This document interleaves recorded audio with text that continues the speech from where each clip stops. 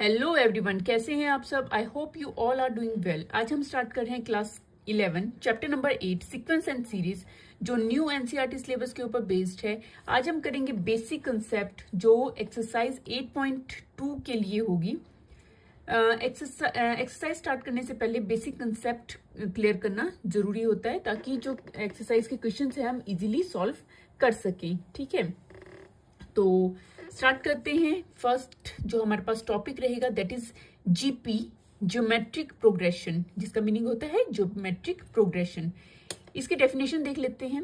A sequence is said to be GP if the ratio of any terms of its preceding term is same throughout. The constant factor is called the common ratio. Okay, एक sequence को हम GP कब बोलते हैं? जब उनके जो preceding terms के जो रेशियोज हैं वो सेम होते हैं। ठीक है, और जो हमारा कांस्टेंट फैक्टर आएगा, जो रेशियो आएगा कांस्टेंट रेशियो, उसे हम कॉमन रेशियो बोलते हैं। क्लियर है? तो एग्जांपल से समझते हैं हम। देखिए, अगर हमारे पास सपोज एक सीक्वेंस है that is A1, A2, A3, A4, A5 and so on. ठीक है, ये एक हमारे पास सीक्वेंस गिवन है। ठीक है, सपोज कर लेते हैं ये हमारे पास क्या है, एक सीक्वेंस है। अगर इनके बीच का रेशियो A2 और A1 और A2 के बीच का जो रेशियो होगा उसे हम R1 बोलेंगे, और A2 upon A1 is the ratio. ठीक है, R1 equals to A2 bye A1। हमें क्या बोला है, प्रीसीडिंग टर्म्स को लेना है हमने। A1 और A2 आएगा, A2 और A3 आएगा। ठीक है, तो A2 और A3 की रेशियो को हम क्या बोलेंगे, R2, that is A3 upon A2 हो जाएगा। ठीक है, इसी तरह से R3 क्या होगा, A4 और A4 अपॉन A3 हो जाएगा। ठीक है, तो ये क्या आ गए, इनके रेशियोज आ गए हैं। अगर ये सारे रेशियोज जो हैं R1, R2 और R3 जो हैं, या उससे आगे के जो भी रेशियोज होंगे, वो अगर सभी इक्वल आ जाते हैं, अगर ये सारे रेशियोज जो हैं वो इक्वल बनते हैं, तो ये इस सीक्वेंस को हम क्या बोलते हैं, ये क्या है, जीपी है, ज्योमेट्रिक प्रोग्रेशन है। क्लियर? क्या किया हमने, हमें सीक्वेंस दिया था, सीक्वेंस में जो इनका कॉमन रेशियो, जो भी हम रेशियो फाइंड आउट करते हैं प्रीसीडिंग टर्म्स का, अगर उनके जो रेशियोज हैं वो इक्वल्स आते हैं, तो हम इस सीक्वेंस को क्या बोलेंगे कि ये क्या है, एक जीपी है। ठीक है, ज्योमेट्रिक प्रोग्रेशन है। क्लियर? तो इनकी जो ज्योमेट्रिक प्रोग्रेशन होता है, इसकी जनरल टर्म क्या होती है, ए। जनरल फॉर्म में हम इसको किस तरह से लिखते हैं, फर्स्ट टर्म आ जाती है A, then A R square, A R cube and so on up to ARn-1। ये इसकी जनरल फॉर्म है। क्या है ये, इसकी जनरल फॉर्म है जीपी की। क्लियर? ओके, यहां पर ए क्या है, फर्स्ट टर्म है, एल जो होगा वो लास्ट टर्म होगा, एस एन जो होगा वो सम ऑफ एन टर्म्स होगा, आर क्या है, कॉमन रेशियो होगा, एन क्या होगा, नंबर ऑफ टर्म्स होगा। क्लियर? ओके, इसमें कुछ फॉर्मूलाज हैं, ठीक है, जो आपको लर्न करने हैं। जैसे कि ए एन के लिए होगा ARn-1। ठीक है, ये है ए एन का फॉर्मूला, वेयर ए एन क्या होगा, nth टर्म। ठीक है, ए एन क्या होती है, nth टर्म होती है। ठीक है, ये लास्ट टर्म जो होगी, एल और ए एन सेम होता है। ठीक है, तो ये क्या है, लास्ट टर्म को बोलते हैं nth टर्म। ठीक है, इसका फॉर्मूला क्या होगा, ARn-1, जहां पे ए क्या है, फर्स्ट टर्म है, आर क्या है, कॉमन रेशियो है। ठीक है, और एन क्या होगा, नंबर ऑफ टर्म्स होगा। क्लियर? ये आ गया फर्स्ट हमारे पास जो फॉर्मूला है। सेकंड फॉर्मूला हमारे पास आ जाएगा सम ऑफ टर्म्स। एक ये फॉर्मूला आ गया हमारे पास, फिर आ गया sum of terms of GP that is SN। तो SN किसके इक्वल आ गया?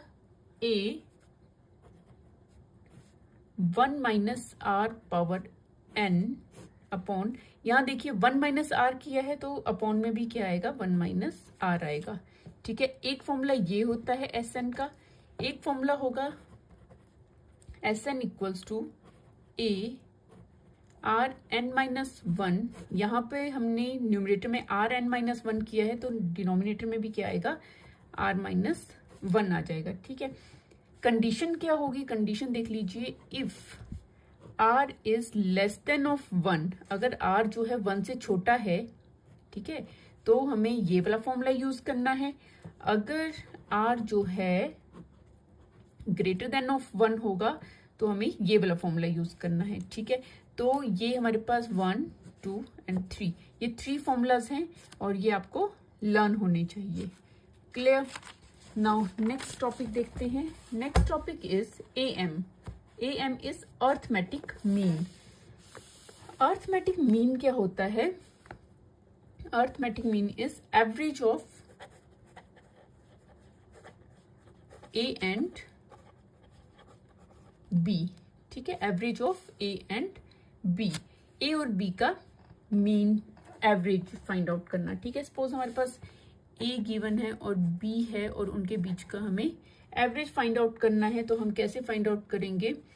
A equals to A plus B upon 2 होता है। ठीक है, अब एग्जाम्पल से समझते हैं। सपोज हमारे पास 2 है और 4 है, उनके बीच का हमें एवरेज फाइंड आउट करनी है, तो एवरेज क्या आ जाएगी इनकी? 2 और 4 की, 2 plus 4 upon 2, number of terms ना, दैट इज 6 अपॉन 2 एंड 2 3 6, तो कितना आ गया हमारे पास?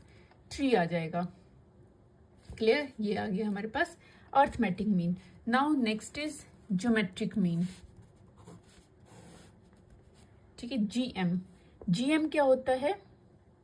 GM is GM of any two positive numbers A and B is under root AB। ठीक है, लिख लेते हैं, GM of any two positive numbers A and B is given by under root AB। ठीक है, अगर हमें A और B कोई 2 नंबर्स है, उनका GM फाइंड आउट करना है, तो क्या होगा? G equals to under root AB होगा। ठीक है, जैसे फॉर एग्जाम्पल से समझते हैं। सपोज हमारे पास है 2 एंड 8, उनका हमें G फाइंड आउट करना है, GM फाइंड आउट करना है, तो G equals to square root of 2 multiply by 8 that is under root 16, और अंडर रूट 16 कितना होता है? 4 होता है। क्लियर? अब नेक्स्ट है, हमने AM समझ लिया, GM समझ लिया, अब इनके बीच का रिलेशन क्या होता है? रिलेशन को समझेंगे, relation between AM and GM। तो हमें पता है A माइनस G क्या होगा? A क्या है? एवरेज। ठीक है, हमने अभी फाइंड आउट की, that is A plus B upon 2, और G क्या होता है? GM क्या होता है? Under root of AB। ठीक है, इसे सॉल्व करते हैं, 2 LCM आ जाएगा, यहाँ आ जाएगा A प्लस B माइनस, यहाँ देखिए यहाँ पे अपॉन में 1 है, तो 2 1 = 2, और 1 से 2 को डिवाइड करेंगे दैट इज 2 आएगा, और 2 से न्यूमरेटर को मल्टीप्लाई कर देंगे, यहाँ आ जाएगा 2 multiply by A square root of AB। तो ये क्या आ गया? Relationship between AM and GM, A plus B minus 2 under root AB upon 2, ये होता है इनके बीच का रिलेशन। क्लियर?